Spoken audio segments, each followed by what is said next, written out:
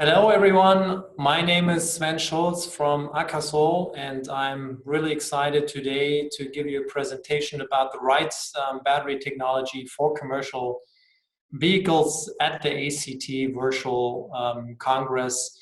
It's the first time actually that we participate in a US-American Congress about battery systems and e-mobility, so I'm really excited to be here with you today. Yeah, so let's get started in this really exciting topic. But before we get to the main topic, I would like to introduce our company a little bit to you.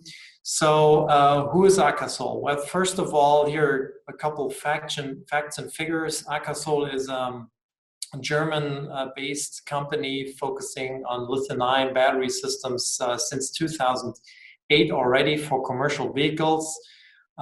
We had a really strong growth during the past years. Last year, we had a total revenue of around 50 million euros. This year, we're going to continuously grow. We have around 300 people working on battery systems, the development of battery systems, but also the production of battery systems. Until 2020, we were building around 6,000. Meanwhile, 6,000 battery systems in our production capacities. So it's quite an amount of experience we have with our battery systems in commercial vehicles. So the distance we have sold so far today is equivalent to 411 million kilometers electric range sold. So I believe we're one of the companies, at least in Europe, with the major expertise when it comes to battery systems for commercial vehicles. Also, production-wise, we have more than 1 gigawatt-hour production capacity installed by this year, and this is going to increase step by step during the next years to a level of around 5 gigawatt-hour per year in 2022.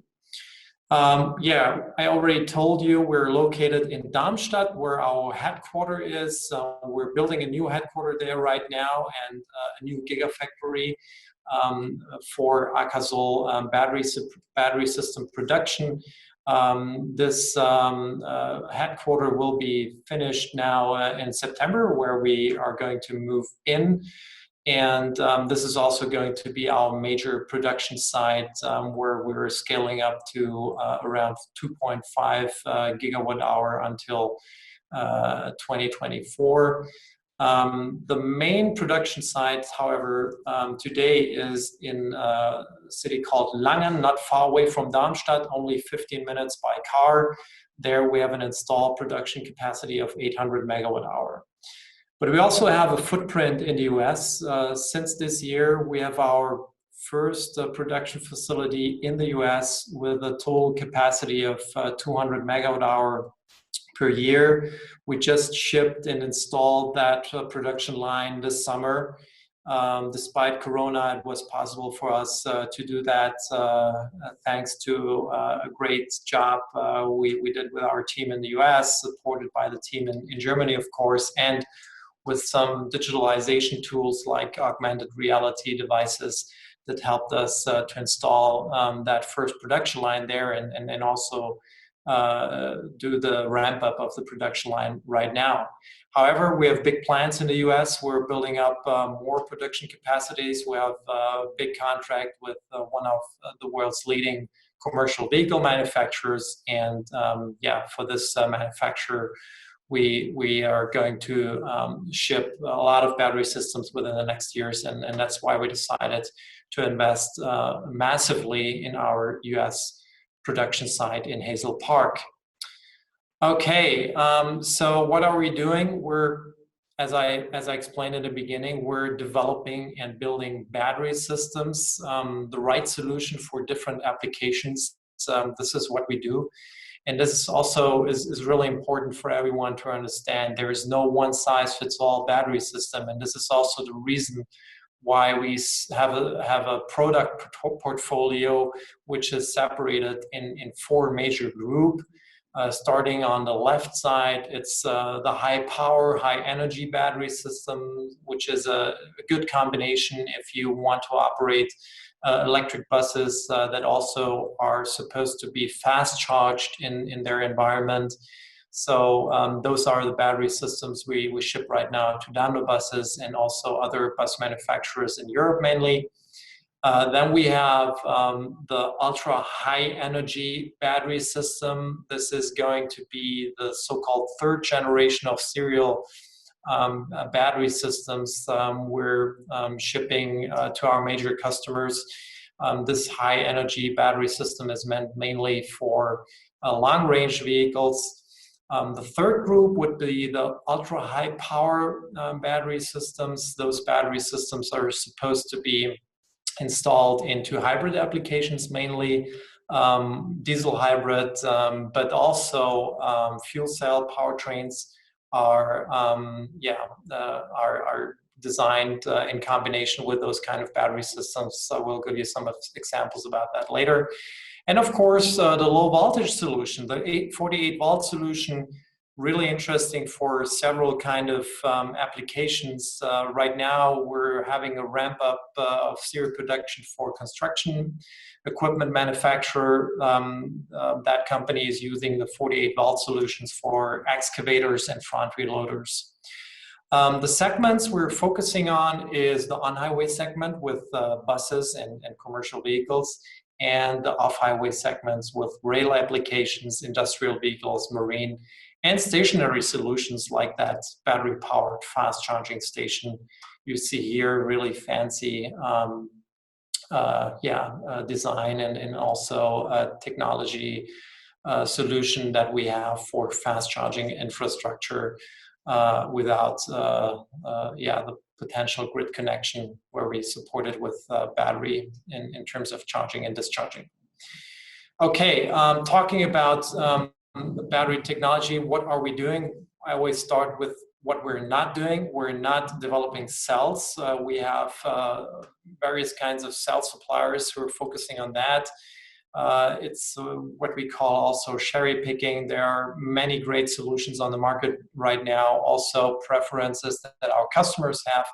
So we decide on the best fit for the battery module and the battery system, and that's mainly what we do. We're developing the battery modules with all kind of cells. We use pouch cells, prismatic cells, also cylindrical cells, always depending on what the customer wants and what is the best solution for the dedicated application. Once we have the battery module, then we're focusing on the battery system. Of course, all of our battery systems are liquid cooled. It's really necessary to have that in order to have a great condition for the battery system and the battery cell, to have a reliable system, to have a safe system also. And all the battery management system design is made by our team, as well as the software design. So you get a plug-and-play solution when you buy battery systems from Akasol. But we don't stop there. We also have turnkey solutions like the plug-and-play power pack you see here on the right-hand button side of the slide. It's a power pack for the world's first hydrogen fuel cell train from Alstom. We're going to launch the small serial production for Alstom this fall, so really exciting time for us. And the introduced battery-powered fast charging station. It's equipped with 220 kilowatt-hour battery storage, and we get around 220 kilowatt charging power for fast charging out of that, and also, let's say, 2 times 22 kilowatt for normal charging. So it's a great solution we have here, and we ship that to a key customer who is operating Germany's largest battery-powered fast charging station fleet in Wolfsburg right now. It's a really successful project, and we believe we're going to continue this as well. Okay, so if you would be interested in more details about battery systems from Akasol, we have prepared a couple slides, and we will also share those slides with ACT Virtual. So if you're interested into more details, you can check it on those slides, but you can also visit our website if you want to. Okay, that was a quick introduction into Akasol and the battery systems. Now let's get to the main focus of this presentation. It's about the battery technology, the right battery technology, and for commercial vehicles. And as I said in the beginning, there is no one size fits all battery technology. And I would like to share this chart here from one of our major research service providers. It's Lux Research. They did this study about battery technologies and solid state as well, which is in very hyped right now in terms of the future technology. But what you can see in this graphic as well is there are various kinds of battery technologies. And what you also see here is that with the lithium-ion technology, we're in a really strong position as of today. It's in terms of ready of commercialization, on a very high level, but also in terms of technical value, we're on a really good level right now, and there's more to come until 2030. So it's not a dead end with lithium-ion technology we're using today. There will be more developments within the next years, and that's really promising for everyone who is going with lithium-ion technology. In terms of lithium-ion phosphate, they're also in a good position, especially when it comes to price and cost.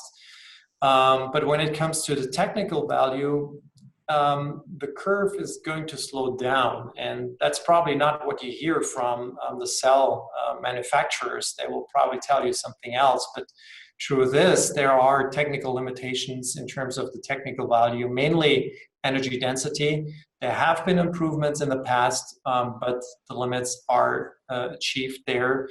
And this is also the reason why you're going to experience that a lot of manufacturers for lithium-ion phosphate batteries are going to shift into lithium-ion technology, or maybe the technologies after lithium-ion technology we're going to see here.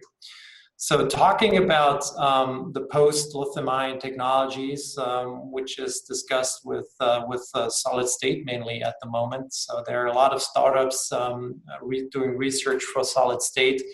And it's very promising what you hear from those startups. However, what you also see right now, the technical value of solid state is not even at the level of lithium-ion. It's about at the level of lithium-ion phosphate. And even in the future, there will be improvements, but it's not going to be a major revolution in terms of technical value compared, for example, to lithium-ion technology. And what is even more important, especially for commercial vehicles, when it comes to price and cost, the readiness for commercialization, it is going to take a while until we are going to see those kind of technology into commercial vehicles in mass production, at least. Maybe there will be some kind of niche applications where this kind of technology is being used, but when it comes to mass production, it is not going to be easy for solid state in order to be competitive compared to lithium-ion technology. So yeah, really, really interesting study about that. And here you also see a forecast how Lux Research is going to expect the market shares. There's, of course, for the moment, lithium-ion the best solution for the market, and that's also what you see with the market share. There will be advanced lithium-ion technology after the state-of-the-art lithium-ion technology as we know it of today, which is going to have a major share, but it's still lithium-ion. And then you see a small share of solid-state technology starting around 2025 and developing, of course, step by step until 2035 and beyond, but it's going to take a while until we'll see solid state technology in the major applications for commercial vehicles. So yeah, looking on the commercial vehicle or actually the battery technologies, the different kind of battery technologies, we also have some graphs here that would like to explain in terms of the Harvey balls we use here, where the dedicated battery technology is strong and where it's going to be used. For example, the lithium-ion NMC technology, that's one of the main technologies we're using. And you see it's really good in terms of energy density. Of course, there are other technologies which are better. The same thing about power density, cycle life, and cost. But in terms of availability, it's really good. So it can be used mainly for electric vehicles and commercial vehicles, of course, but you also see it in power tools and e-bikes. LFP, this one is maybe the price champion for the moment, but it has some restrictions in terms of energy density. Also in terms of availability, lithium iron phosphate is a Chinese technology, and if you are able to buy this from a Chinese supplier, I mean, that's fine, but you also know about the trade wars going on with China and the US and other regions, and so you never know what is going to happen with that in the future. So availability could be an issue. It's not right now, however. We're also using lithium iron phosphate, and we're cooperating with Chinese suppliers, so it doesn't mean that they're not the ones we're working with, but you got to be careful and also check how the political situation is in a dedicated region where you want to use it. So that's why it's not a full Harvey ball here. Yeah. So LTO, lithium-ion titanium oxide, in terms of cycle life, very, very strong. Energy density, not so strong. That's sacrificed because of the cycle life. Also cost, in terms of cost per unit and cost per kilowatt hour is really high. However, total cost of ownership is sometimes really competitive because of the high cycle lives you can achieve with those systems. And it depends where you want to use it. We see it a lot of times for cranes and electric buses with fast charging applications. So really interesting there. And then we got solid state. We see solid state right now in a research phase, in an early phase. Availability is really poor. You hardly find anyone to sell solid state battery cells for industrial applications, so that's not so easy. However, there are some manufacturers who claim that they have solid state solutions, but you gotta look into the details. It's not always real solid state. It's a kind of solid state sometimes, but real solid state technology is not really easy to get on the market. However, what is really promising, of course, is the energy density, technical value, also cycle life technical value should be better with solid states. Cost is going to be probably not as competitive as with lithium-ion or lithium-ion phosphate. We got to wait for more production capacities there, so this is going to take a while, as we have seen also in the charts from Lux Research. Then we have some really, I would say, exotic solutions like lithium sulfide solution, which is not going to be seen in the future so much.